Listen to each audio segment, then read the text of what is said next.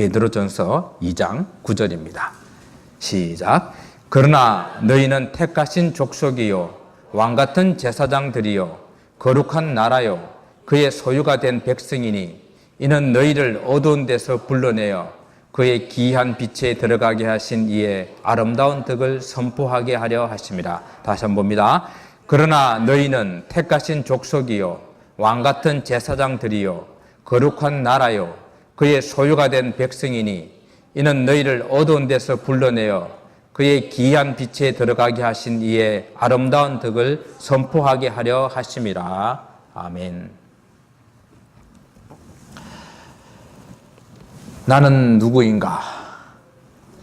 나는 누구인가라는 이러한 질문은 누구나 한 번쯤은 한번 던져보지 않았을까 생각합니다. 이 질문도 삶이 편안하고 좀 이렇게 행복함을 느낄 때는 고상하게 나는 누구인가라는 질문과 함께 한번 사색에 이렇게 잠겨보기도 하지만은 그러나 인생이 힘들고 막막할 때는 앞에 이 말이 붙죠. 도대체 나는 누구인가? 도대체 인생이 뭔가? 도대체 사는 게 뭔가? 라는 그러한 질문을 우리는 푸념 섞인 말로 이렇게 내뱉기도 합니다. 나는 누구인가라는 이런 질문, 인생이 무엇인가라는 이런 질문에 대해서는 수많은 그런 인문학자, 철학자들이 질문을 던져보고 저마다 나름대로의 그런 답을 내놓기는 합니다만은 그 어느 것 하나 정말 그 인생을 꿰뚫어서 인생이 무엇인지 어디서부터 와서 어떻게 살다가 또 무슨 일을 하고 살다가 어디로 가는지 제대로 답을 주지 못합니다.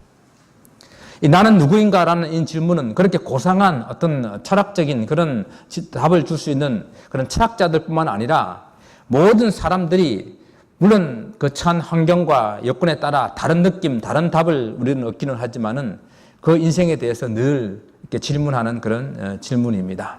그러니까 꼭 철학자가 아니더라도 나는 누구인가라는 질문은 자기 방식대로 하면서 살아간다라는 이야기입니다.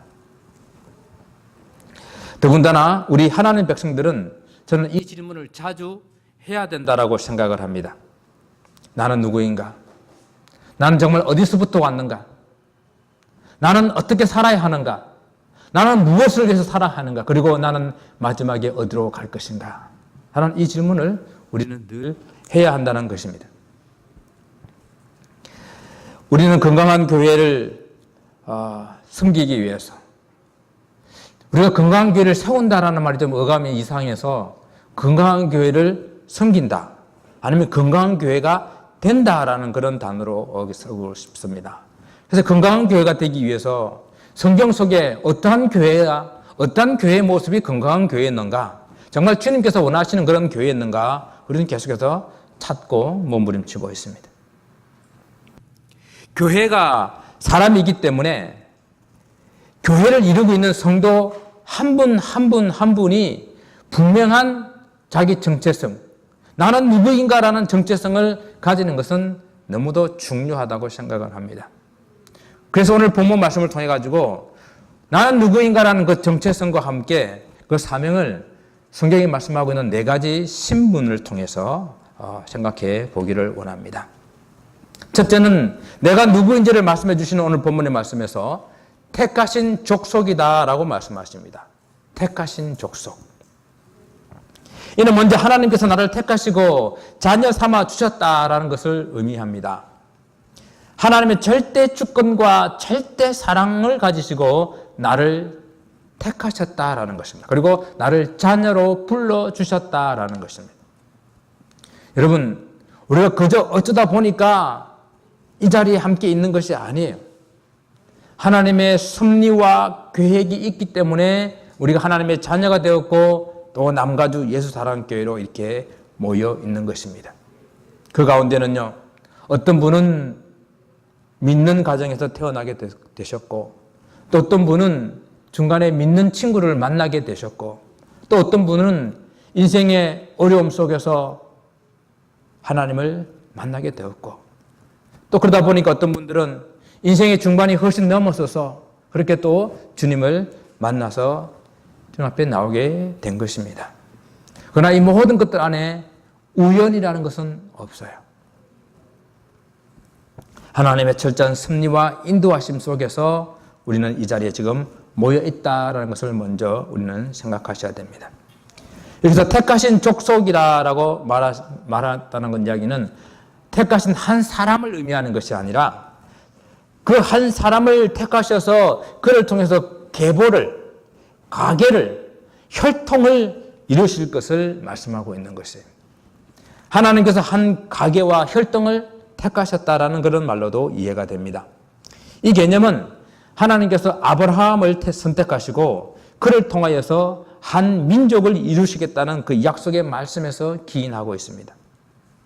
하나님께서 아브라함을 75세에 갈대아 우르에서 불러내시고 그 혈통에서 이삭을 그리고 야곱을 그리고 12지파를 만드시는 그 하나님의 약속의 민족 이스라엘을 만드신 것입니다.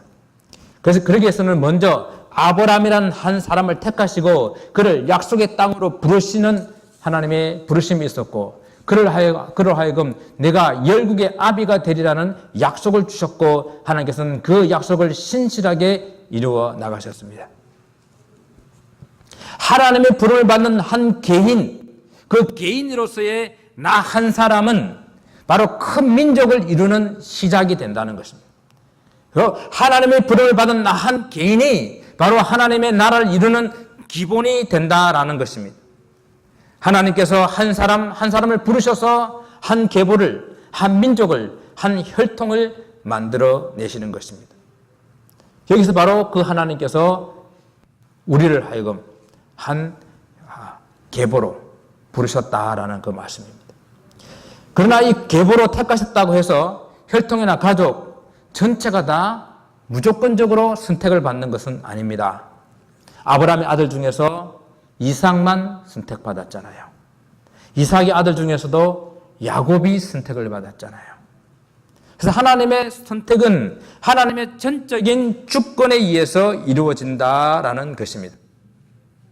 그리고 이 주권은 하나님의 아들 예수 그리스도 안에서 이루어지게 하셨습니다.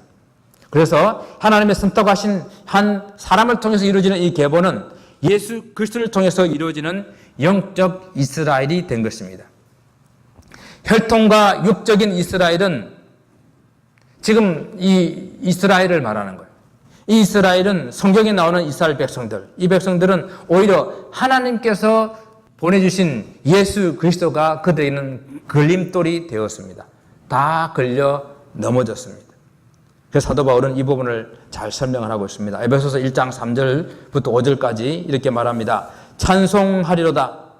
하나님 곧 우리 주 예수 그리스도의 아버지께서 그리스도 안에서 하늘에 속한 모든 신령한 복으로 우리에게 복 주시되 곧 창세전에 그리스도 안에서 우리를 택하사 우리로 사랑 안에서 그 앞에 거룩하고 흠이 없게 하시려고 그 기쁘신 뜻대로 우리를 예정하셨다라고 말씀하셨어요.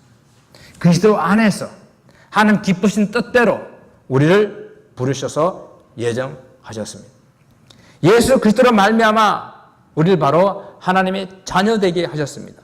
그래서 우리가 늘 아침에 찬송하고 또 오늘 아침에도 찬송하고 했듯이 바로 당신을 통하여서 당신 한 사람을 통하여서 열방이 주께로 돌아오고 열방이 복을 받게 하는 그 한 사람을 이렇게 하셨다는 것입니다. 또 우리가 찬송하듯이 아주 먼 옛날 하늘에서 바로 여러분 당신을 향한 하나님의 뜻이 있어서 우리가 하나님의 자녀 됐고 이곳에 우리가 지금 앉아 있다라는 것입니다. 결코 저와 여러분이 우연히 이곳에 있는 것이 아닙니다. 하나님의 계획하심과 하나님의 인도하심이 있었습니다. 성경은 이 땅이 창조되기도 전부터 우리를 향한 하나님의 구원의 계획이 있었다라고 말씀하십니다. 베드로전서 1장 2절에서도 보게 되면은 곧 하나님 아버지의 미리 아심을 따라 성령의 거룩하게 하심으로 순종함과 예수 그리스도의 피뿌림을 얻기 위하여 택하심을 입은 자들에게 편지한다라고 교회 성도들을 이렇게 부르고 있는 거예요. 우리가 하나님 택하신 족속이 되는 것은 바로 예수 그리스도로 말미암아 된 것입니다. 이제 더 이상 이 유대인들이 주장하는 그런 육체적 또 혈통적 그런 관계에 따라 가지고 하나님의 선택을 받는 것이 아니라 우리 하나님께서 보내주신 예수 그리스도를 믿는 이 계보를 통해서 영적 이스라엘이 이루어지는 것입니다.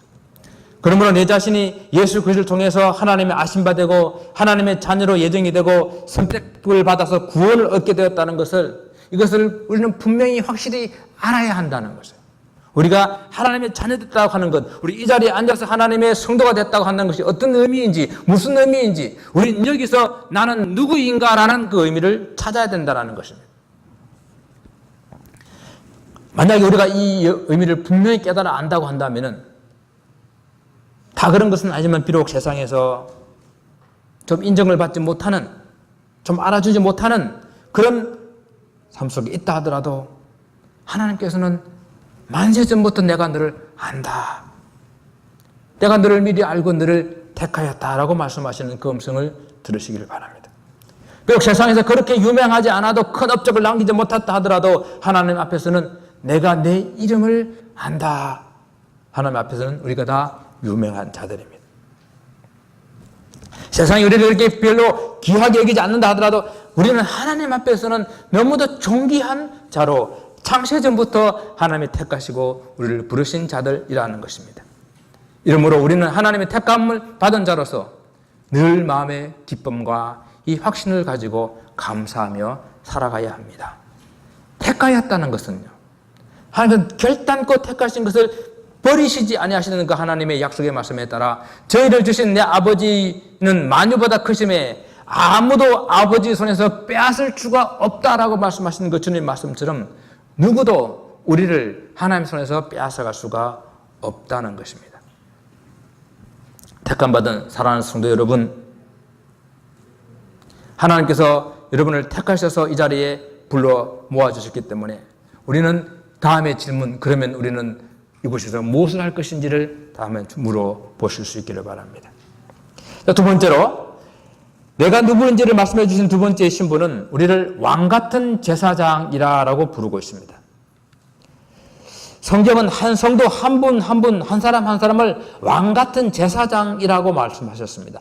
왕같은 제사장은요, 원래 구약에 멜기세덱에서 그 기원을 찾습니다. 멜기세덱은 아브라함이 자기 조카 롯이 잡혀갔을 때에 그 조카 롯을 구원하여서 돌아오는 그런 과정에서 그를 맞이하러 나오는 멜기세덱, 그 살렘의 왕이라고 불렀고 지극히 높으신 이의 제사장이라고 불렀던 바로 그 멜기세덱입니다. 이 멜기세덱에 대해서 히브리서에서는 이렇게 말합니다. 시작한 날도 없고 생명의 끝도 없어 하나님의 아들과 닮아서 항상 제사장으로 있느니라 라고 말씀하셨는데, 이 멜기세덱을 바로 성경은 한 걸음 더 나아가서 예수님을 멜기세덱의 반차를 쫓아서 온 영원한 제사장이라고 이렇게 불렀습니다.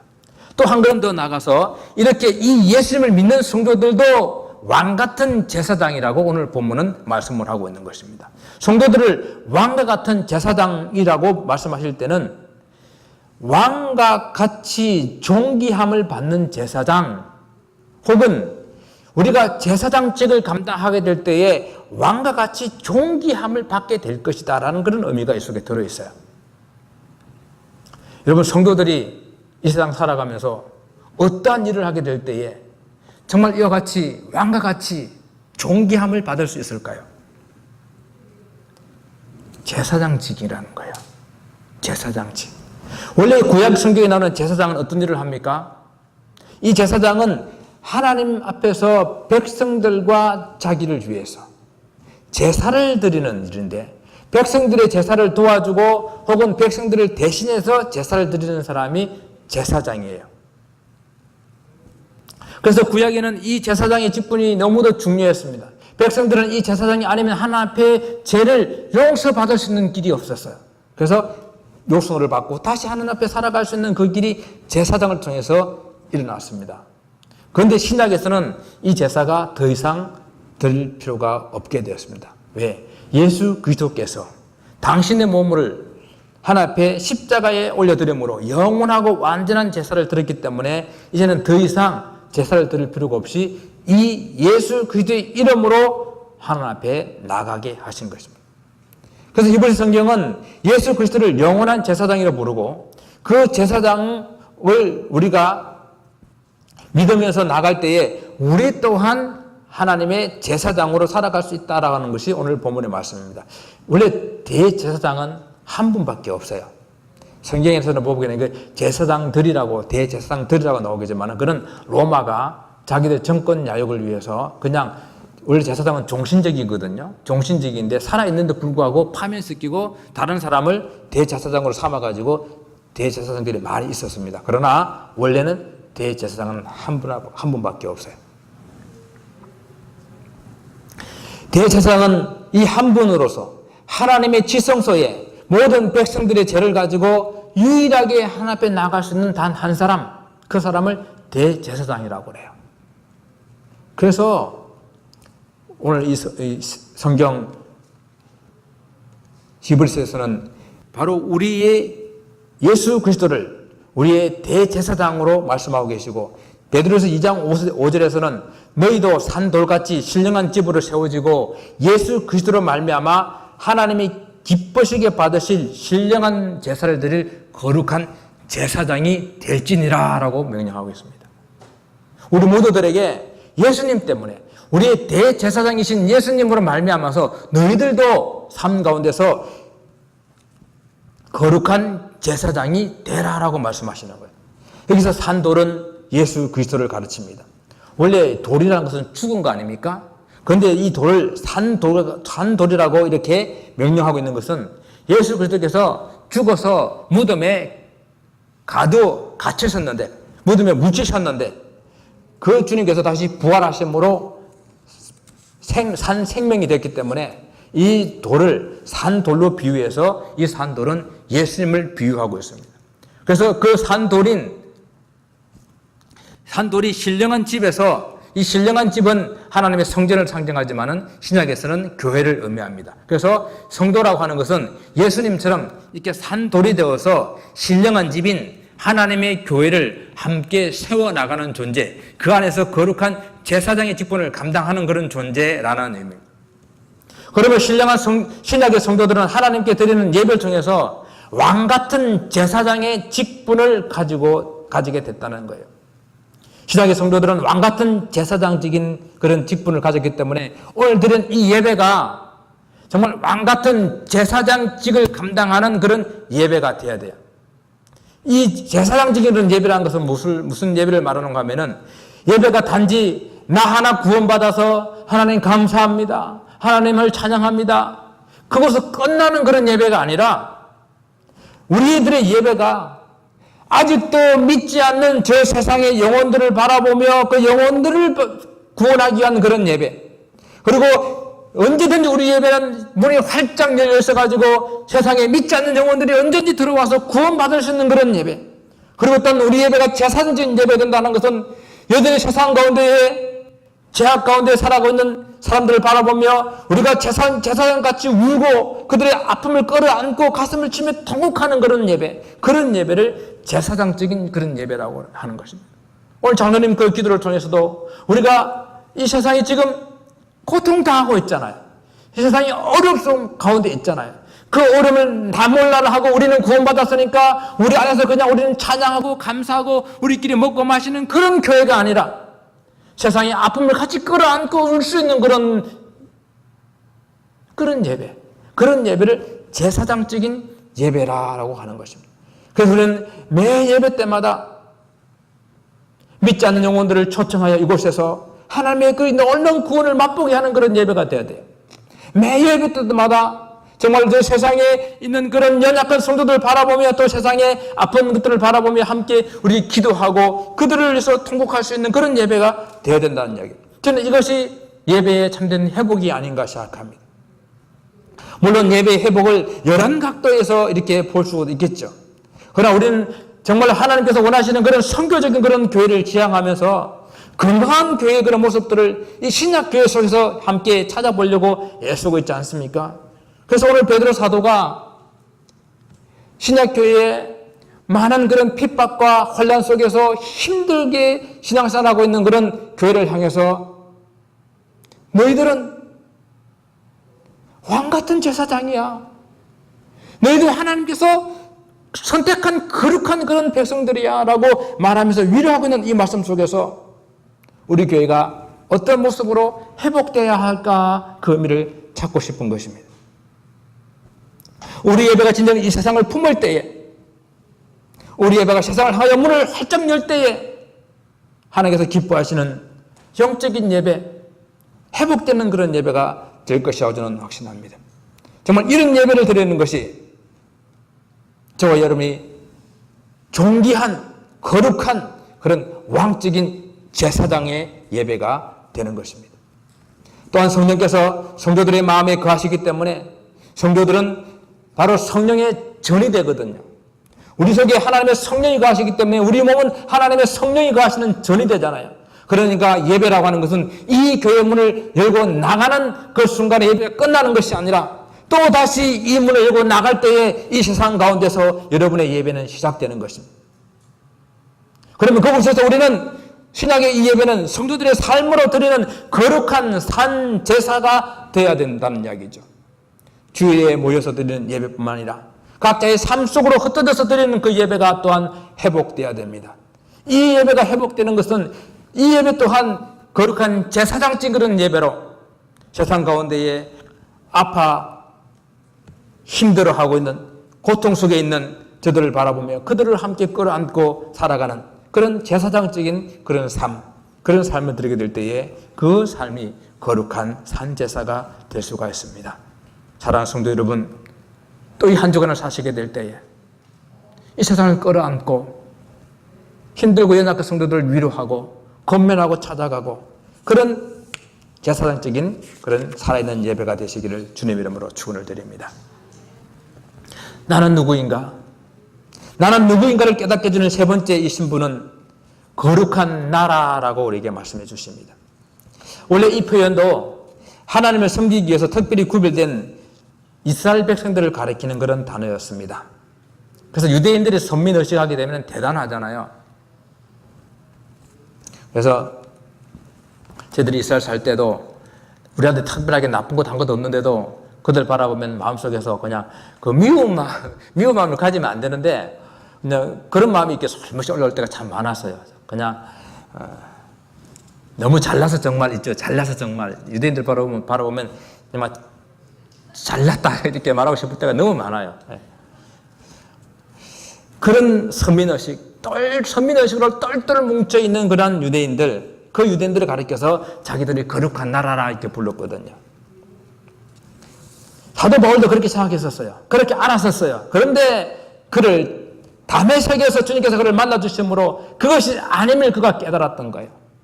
베드로도 그렇게 알고 있었어요. 그런데 그를 고넬료 사건을 통해 가지고 주님께서 그것이 아님을 깨닫게 해주셨어요. 그래서 오늘 그 깨달음을 가진 베드로 사도가 오늘 우리에게 이렇게 말씀하고 있는 거예요. 예수 그리스도를 믿는 우리가 바로 거룩한 나라가 된다라고 말씀하고 있는 거예요. 거룩한 나라는 다른 말로 하나님의 나라거든요. 이 하나님의 나라라는 이 개념은 단순히 어떤 공간적인 어떤 지역적인 개념이 아니라 하나님의 통치가 일어나는 모든 곳은 다 하나님의 나라입니다. 그래서 이런 새로운 개념을 예수 그리스도께서 우리에게 허락해 주셨어요. 하나님 나라는 어떤 공간적인 개념이 아니라 하나님의 통치가 일어나는 모든 곳이 하나님 나라가 되기 때문에 예수님께서 이 땅에 오심으로 말미암아 하나님 나라가 이 땅에 우리가 살고 있는 이 땅에 이루어지게 되었고 그리고 예수님을 믿는 모든 사람들 마음 가운데에 이 하나님 나라가 이루어지게 되었고 오늘 여러분들이 살아가는 모든 현장 가운데에 바로 하나님 나라가 이루어지게 된 것입니다. 오늘 그 베드로 사도는 우리가 거룩한 하나님의 나라가 돼야 된다라고 말씀하고 있는 거예요. 거룩한 나라는요, 악한 세상과 뒤섞여 있는 것이 아니라 세상 속에 있어도 세상과 구별되는 그런 존재로 살아가는 것, 그것이 바로 하나님 나라로 살아가는 것입니다. 우리는 하나님의 성령을 쫓아서 하나님께서 우리를 세상과 구별되게 살아가게 하셔서 세상과 구별된 하나님 나라로 살아가게 하십니다. 특히 베드로 사도는 우리가 본래는 죄의 종이었는데 예수 그리스도의 대속의 은총으로 말미암아 해방되어서 이제는 의의 종이 되었다라는 것을 강조하시면서 죄와 허물로 얼룩져 있는 우리를 예수 그리스도의 보혈로 씻어주시고 깨끗하고 거룩한 백성으로 삼아주셨기 때문에 이제 우리는 이제 세상 가운데서 다시 그 거룩함을 이렇게 더럽히는 그런 것으로 구별됨 없이 살아가는 것이 아니라 저들과 구별되게 살아가라고 말씀하십니다. 한 주간 지내실 때에 여러분 말이 세상과 구별되기를 원해요. 여러분 행동이 세상과 구별되기를 원해요. 이와 같이 거룩이라는 말은 단순한 분리가 아니라 세상과의 구별이라고 그랬습니다. 우리는 이 세상에 거주할 수밖에 없어요. 이 세상에 들어가서 살 수밖에 없어요. 세상을 떠나서 산 속에 들어가 사는 것이 아니라 우리는 세상 속에 들어가야 하지만은 세상에 흡수되고 세상에 동화되는 것이 아니라 세상과 구별되게 하나님의 백성으로 살아가야 됩니다. 우리는 세상과 접촉하되 세상의 방식이 우리를 물들이는 것이 아니라 우리의 삶의 방식이 세상에 물들어갈 수 있도록 그렇게 우리는 살아가야 됩니다. 특히 우리가 살아가는 이 세상 가운데는 우리는 문화라는 것을 접촉하며 살아갈 수밖에 없어요. 모든 문화 속에 우리는 살아갈 수밖에 없어요. 이 문화를 여러분 깊이 한번 들여다보시면서 그 속에 하나님의 문화가 있는지, 정말 나를 둘러싸고 있는 이 모든 공간들 속에 하나님의 문화가 있는지 여러분 잘 보셔야 돼요. 그냥 세상 문화에 잠식되어서 살다가 허덕이다가 주일날 교회 오는 것이 아니라 우리가 하나님의 백성으로 하나님 거룩한 나라로 제 세상 속에서 하나님 나라를 전념시키다가 돌아오는 승리하는 그런 주의 백성들이 되기를 주님의 이름으로 축원을 드립니다. 우리가 하나님 나라라고 하게 될 때에 이렇게 모여있는 그런 공간만으로 말하는 것이라고 우리가 생각한다 한다면 우리는 성경을 제대로 이해하지 못하는 것입니다. 이 말씀은 여기에 모여있는 이곳만 하나님 나라가 아니라 만약 이곳만 하나님 나라라면 우리는 참 쉬울 거예요. 이 안에서는 그렇게 적당하게 살 수 있잖아요. 그런데 우리는 이 예배를 마치고 각자의 삶의 현장에 돌아가서 그곳에서 거룩한 하나님의 나라로 살아가야 한다는 것입니다. 세상은 하나님의 백성들이 하나님 뜻대로 살아가도록 그렇게 만만하게 만들어져 있지 않습니다. 우리는 거룩한 나라를 이루기 위해서 싸워야 되는 거예요. 끊임없이 우리는 갈등해야 되는 거예요. 끊임없이 그곳에서 나는 누구인가? 나는 정말로 거룩한 나라로 살아가고 있는가? 우리는 고민해야 되는 것입니다. 그래서 성경은 하나님의 말씀으로 무장하지 아니하면, 전신갑주를 입지 아니하면 그렇게 살 수 없다고 말씀하고 있는 거예요. 그러나 너무 염려하지 마십시오. 세상을 이기신 주님께서 우리와 함께 해주시겠다고 약속하십니다. 성령께서 우리와 동행해 주셔서 순간순간 세상을 이길 힘을 주시겠다고 약속하십니다. 그래서 사도 바울은 우리가 이 세상에 살지만 우리는 하나님 나라의 시민권을 가진 하나님 나라의 백성으로서 살아가고 있다라고 상기시켜주고 있는 것입니다. 이번 한 주간도 하나님의 백성으로 승리하시기를 주님 이름으로 다시 한번 축원을 드립니다. 나는 누구인가 하는 정체성, 이 정체성을 깨닫게 주는 마지막 네 번째 신분은 우리가 그의 소유된 백성이다라고 말씀하십니다. 사람은 누구나 어디에 속할 수밖에 없어요. 어디엔가 소속되어 있어서 살아갑니다. 여러분, 현대인의 질병이 무엇입니까? 이 소속감을 잃어버리게 될 때에 사람들은 병에 걸리는 거예요. 이 소속감을 잃어버리는 것을 소외감이라고 그러죠. 억지로 사람들을 소외시켜 버리는 것을 우리는 왕따시키는 거라고 합니다. 이것이 현대인들의 질병이에요. 소속되지 못해서, 소속감을 없어서, 소외감을 느껴서 왕따를 당해서 어려움을 당하고 있습니다. 우리 성도들은 결코 소외될 수 없는 것이 하나님께서 우리를 당신의 소유라고 말씀하시기 때문입니다. 여기서 그의 소유라고 하는 것은요, 내가 어디를 가든지, 내가 어디에 있든지 너는 나의 백성이고 내가 너를 지키고 보존한다라는 뜻을 가지고 있습니다. 하나님께서 성도들을 자기 백성 삼으시고 모든 환난 가운데서 건지시고 심판날까지 보존하여 지켜주신다는 이 말이 너는 내 것이다, 너는 나의 소유다라는 그 말 속에 들어있다라는 이야기입니다. 그래서 구약 성경에 보게 되면 많은 곳에서 하나님께서 우리를 소유하신다는 그런 말씀이 있지만은 구약 성경 마지막 성경인 말라기에 내가 그들을 나의 특별한 소유로 삼을 것이다 라는 말씀이 나옵니다.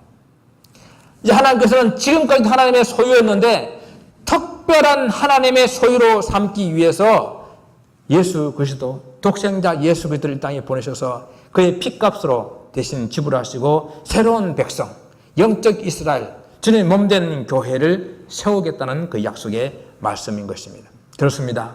우리들은 바로 예수 그리스도를 통해서 하나님의 소유된 백성이 되었습니다. 하나님 우리를 만드셨으니 우리는 하나님의 것이요, 하나님께서 우리를 예수 그리스도의 피로 값주고 사셨으니 우리는 이중으로 또한 하나님의 것이 되었습니다. 그럼 좀 모순이 되는 부분이 나와요. 원래 하나님의 것이었는데 왜 다시 하나님은 우리를 다시 값을 주고 이렇게 사야만 됐었습니까? 맞아요. 우리는 하나님의 것이었습니다. 그런데 우리가 범죄함으로 죄인 되었기 때문에 그 죄값을 다시 우리 하나님께서 지불하시고 우리를 다시 사셔야만 되셨습니다. 우리가 범죄함으로 우리는 죄의 종이 되었기 때문에 우리 다시 주님께서 핏값으로 우리를 사셨어야만 됐다는 이야기입니다. 사도 바울은 이것을 빛과 어두움으로 비교해서 이 사실을 이렇게 껴주고 있는데, 우리가 전에는 어두움이었더니 이제는 빛의 자녀가 되었다라고 에베소서 5장에서 말씀하고 있는 거예요. 또 그런 로마서에서 이렇게 말합니다. 너희가 옛날에는 죄의 종이 되었다가 이제는 의의 종이 되었다라고 말합니다. 베드로도 똑같이 이와 같은 맥락에서 오늘 보면 10절에서 말씀합니다. 너희가 전에는 백성이 아니더니 이제는 하나님의 백성이요, 전에는 긍휼을 얻지 못하였더니 이제는 긍휼을 얻은 자가 되었다라는 말씀입니다. 그런데 안타깝게도 사도 바울은 갈라디아서 말씀을 통해 가지고 그런데 왜 다시 제 종으로 돌아가려고 하느냐라고 책망하고 있어요. 어떻게 그렇게 쉽게 세상으로 다시 돌아가 버렸는지 안타까워하시면서 책망을 하고 있습니다. 우리가 하나님의 소유된 백성이라는 이 말은 내가 하나님의 것인데 이것을 사실을 깨닫지 못하고 마치 제 종처럼 그렇게 살아가고 있는 모습을 바라보시면서 하나님께서 나를 주님의 피로 값주고 사셨기 때문에 나는 더 이상 내 것이 아니라 하나님의 것이라는 사실을 다시 한번 이 시간 깊이 깨달아 알 수 있기를 바랍니다. 하나님을 주인으로 섬기는 삶, 그 삶이 어떻게 될지, 나는 누구인가라는 질문 속에서 내가 하나님의 소유된 백성이라는 것을 깨달았다고 한다면 하나님, 그러면 내가 어떻게 살면 되겠습니까? 라고 다시 한번 질문을 해보시기 바랍니다. 우리가 하나님의 소유된 백성이기 때문에 우리를 예수 그리스도의 보혈로 값을 지불하고 사셨기 때문에 우리는 주님의 소유된 백성입니다. 우리가 예수님을 믿기 전에는 마귀의 소유였고 죄짓고 불의하고 방탕한 삶을 살았으나 이제는 예수님을 믿음으로 말미암아 그 피의 공로로 말미암아 마귀에서 해방되어 하나님의 소유가 됐다는 말씀 거듭거듭 사도 바울은 강조하고 있습니다. 여러분, 모든 소유물들이 그 소유주가 누구냐에 따라서 가치가 달라집니다. 아무리 보잘것없는 것도 유명한 사람이 소유하면 그 가치가 높아져요. 저는 그림을 잘 모르지만 피카소가 그린 그림, 그거 어릴 때 그냥 쓱쓱쓱쓱 그리다가 만 그 그림도 수억에 팔리더라고요. 누구가 소유한 거냐에 따라 가지고 그 가치는. 그런데 감히 우리를 하나님께서 소유하시고 하나님의 소유된 백성이라고 말하면 우리 가치는 얼마나 되겠습니까? 그래서 하나님께서는 우리를 천지 만물보다도 우리를 더 귀하다라고, 우주보다도 우리를 더 귀하다고 말씀하시는 이유가 바로 거기에 있는 거예요. 왜? 우리는 하나님의 소유이기 때문에 그렇습니다. 우리가 부모 되어서 자녀를 아끼듯이 하나님께서는 우리를 그렇게 소중하게 아끼시는 그런 하나님의 백성이 되었습니다. 그러므로 여러분, 어떤 염려와 어떤 걱정과 어떤 삶의 어려움들이 있습니까? 하나님께서 우리가 당신의 소유이기 때문에 그 모든 염려를 주님께 맡기기를 원하십니다. 이사야 43장 1절에 야곱아 너를 창조하신 여호와께서 지금 말씀하시니라. 이스라엘아 너를 지으신 이가 말씀하시니라. 너는 두려워하지 말라. 내가 너를 구속하였고 내가 너를 지명하여 불렀나니 너는 내 것이다. 이 말씀이 우리 사랑하는 성도 여러분 모두에게 들리는 주님의 음성이시기를 원합니다. 우리가 주님의 소유라는 사실을 명심하시기 바랍니다. 우리 주님께서 우리를 붙들고 계시기 때문에 우리의 지금 현재 여러 가지 어려움이 있고 환란이 있고 정말 답답한 일이 있다 하더라도 그것 때문에 염려하지 마시기 바랍니다.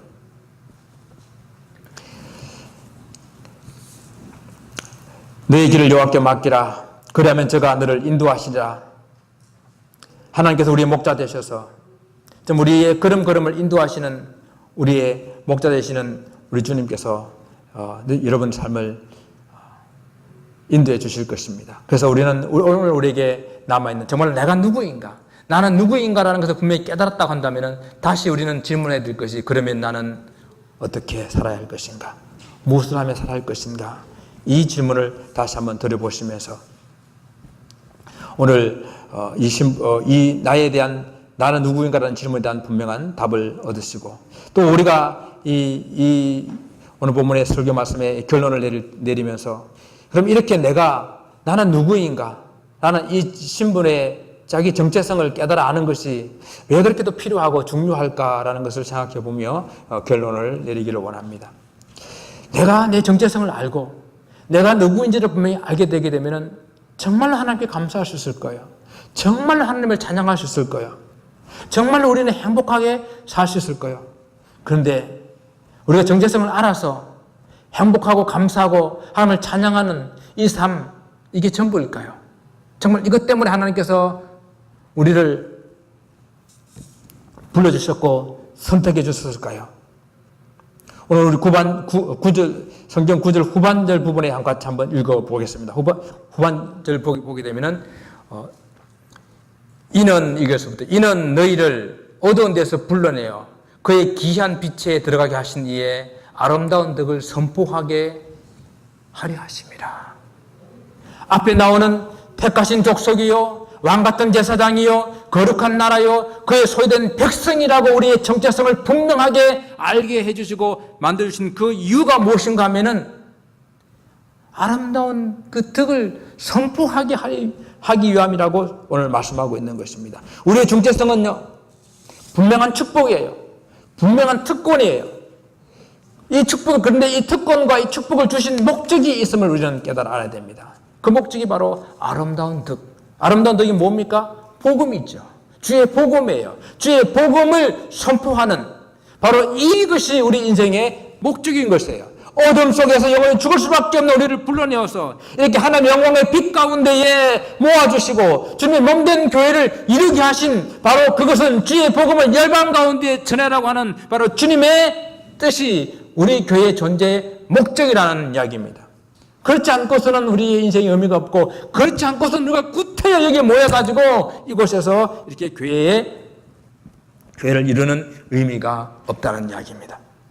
그냥 먹고 일하고 자고 그 매일의 일에 반복된 그런 생활 속에서 나의 존재의 의미를 찾지 못한다고 한다면 우리 인생은 정말 빠르게 지나가는 그런 시간 속에서 헛되고 헛된 것이 될 수밖에 없습니다. 성경은 말씀하지 않습니까? 너의 생명이 무엇이뇨? 잠깐 보이다가 없어지는 안개니라. 모든 인생은 풀과 같고 그 영화는 풀의 꽃과 같다라고 하셨습니다. 풀은 시들고 꽃은 떨어지고 마는 것 아니겠습니까? 그러나 네가 살아가면서 나의 인생의 분명한 의미를 깨닫고 나의 존재의 의미를 깨닫고 나는 누구인지 나는 어디로서부터 왔고 무엇을 해서 살아야 하고 어디로 가야 하는 존재를 분명히 깨달아 알았다고 한다면 우리는 빠른 시간의 흐름 속에서 잠깐 스쳐 지나가는 그런 먼지 같은 존재지만은 하나님 앞에서 지극히 존귀한 지극히 가치 있는 그런 인생이 될 수 있다라는 것입니다. 사랑하는 성도 여러분, 우리는 예수 그리스도 안에서 하나님의 택하신 족속입니다. 왕 같은 제사장들입니다. 거룩한 나라입니다. 하나님이 내 것이다. 내가 너를 지명하여 불렀다라고 하는 하나님의 소유입니다. 그것을 분명히 깨닫고 이 간격 속에서 하나님 무엇을 하면 되겠습니까? 다시 한번 주님 앞에 묻는 그런 사는 성도들이 되시기를 주님 이름으로 축원을 드립니다. 기도하겠습니다. 아버지 하나님 감사합니다. 나는 누구입니까? 나는 어디서부터 왔습니까? 나는 또한 무엇을 하다가 어디로 가야 할 존재입니까? 이 분명한 나의 정체성을 깨달았다고 한다면 아버지 하나님 무엇을 위해 살아야 할지 그것을 살다가 주님 앞에서는 우리 인생들 되게 도와주옵소서.